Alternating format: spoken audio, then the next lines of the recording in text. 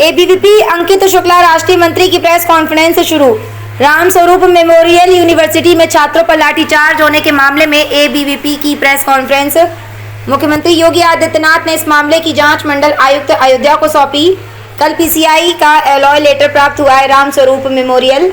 अगर उनका नवीनीकरण हुआ तो 3 सितंबर को लेटर क्यों जारी किया गया?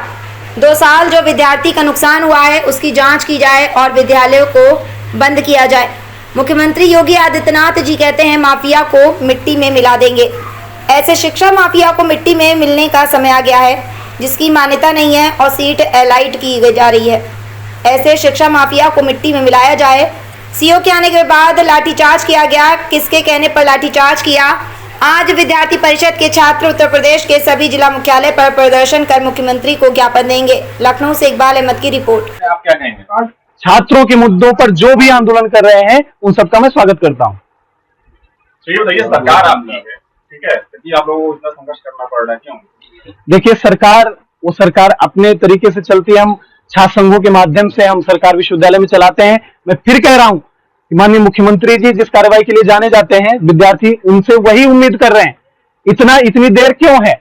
आखिर वो जांच समिति रिपोर्ट भेजो और आप उन पर कार्रवाई करिए। हमारी भी मांग यही है कि उत्तर प्रदेश सरकार से, माननीय मुख्यमंत्री जी से मैं मांग करता हूं कि जिसमें जो भी दोषी हैं उन पर अतिशीघ्र कार्रवाई करके उनको जेल भेजा जाए। ऐसे भ्रष्ट विश्वविद्यालय लखनऊ के अंदर कैसे चल रहे हैं? उच्च शिक्षा परिषद ने इस बाबत की एफआईआर भी दर्ज कराई है। उसके बिंदुओं को ध्यान में रखते हुए कार्रवाई सुनिश्चित की जाए। आपकी तरफ से जो एफआईआर दर्ज की गई है और जो उनको मान्यता दोबारा रिन्यूअल हुई है, दोनों की टाइमिंग बिल्कुल आगे पीछे है। इसके पीछे क्या? नहीं, अभी तक हमारी एफआईआर नहीं दर्ज हुई है। उच्च शिक्षा परिषद की एफआईआर दर्ज हुई है और जो बीसीआई की मान्यता आई है, मैं उसके संबंध में आपको, उन्होंने खुद साबित कर दिया कि उनका नवीनीकरण नहीं था। आखिर हमारा आंदोलन, ये घटनाक्रम 1 सितंबर का है और 3 सितंबर को बीसीआई की मान्यता आती है। आखिर इतनी जल्दी इंस्पेक्शन कैसे हो गया? इतनी जल्दी रिपोर्ट कैसे बन गई?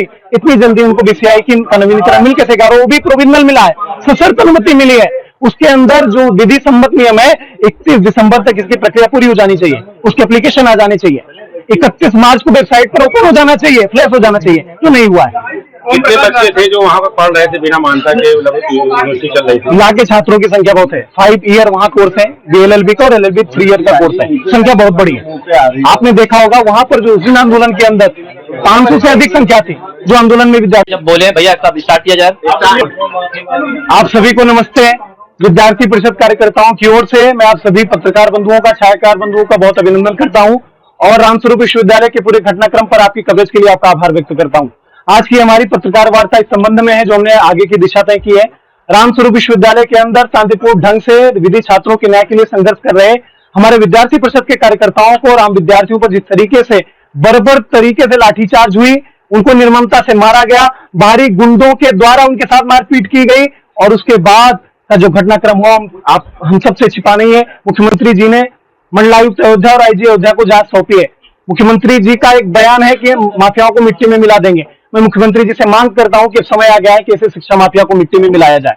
ऐसे भ्रष्टाचार करने वाले लोगों को, भ्रष्ट तंत्र चलाने वाले लोगों को चिन्हित करके आपकी जांच समिति उनका नामों को सार्वजनिक करे और उनको जल्द से जल्द मुकदमा दर्ज करके उनको जेल भेजा जाए। रामस्वरूप विश्वविद्यालय जो 3 साल से विधि छात्रों के साथ अन्याय कर रहा था, उनके भविष्य के साथ खिलवाड़ कर रहा था, उनको चिन्हित करते हुए उन सभी लोगों को जेल में डालने का काम ये प्रशासन करे। हम इसकी मांग करते हैं। उच्च शिक्षा परिषद ने कल एक एफआईआर लॉन्च कराई है उनके विरुद्ध, विश्वविद्यालय के विरुद्ध। उनके बिंदुओं को ध्यान में रखते हुए प्रशासन दोषियों के ऊपर कार्रवाई करे, उनको जेल भेजे। साथ ही साथ हमारे कार्यकर्ता आज पूरे प्रदेश के अंदर जिला केंद्रों पर विरोध प्रदर्शन कर रहे हैं, आंदोलन कर रहे हैं। 48 घंटों के अंदर हमको निर्णायक कार्रवाई नहीं हुई, जांच समिति की रिपोर्टों के आधार पर दोषियों को चिन्हित करके जेल नहीं भेजा गया, उन पर कार्रवाई कठोर रूप से नहीं हुई, तो हम प्रदेश स्तर पर भी बड़े आंदोलन के लिए बाध्य होंगे। एक लेटर वायरल हो रहा है जिसमें मान्यता की बात कही जा रही है, उस पर आप जी, वो बीसीआई का जो लेटर है उसमें आप देखेंगे वो प्रोविजनल अलॉटमेंट है, सशर्त अनुमति है उनको, और इस सशर्त अनुमति की भी एक प्रक्रिया होती है। उन्होंने खुद साबित कर दिया कि उनका नवीनीकरण नहीं था, इसलिए हमारा ये घटनाक्रम 1 सितंबर का है, उनको मान्यता 3 सितंबर को कल मिली है। इसलिए वो दोषी हैं, वो भ्रष्ट हैं। और एक दिन के अंदर कैसे इंस्पेक्शन हो गया, कैसे निरीक्षण हो गया और कैसे रिपोर्ट बन गई और कैसे सीधे रिपोर्ट उनको मिल गई। इसलिए ये पूरा घटनाक्रम ये जांच का विषय कि कैसे उनको राज्य विधिज्ञ परिषद की ओर से ये कैसे मान्यता मिल गई। और इसलिए हम ये मांग करते हैं कि इसकी भी जांच की जाए और इसकी पूरी प्रक्रिया होती है 31 दिसंबर तक एप्लीकेशन कर देना होता है।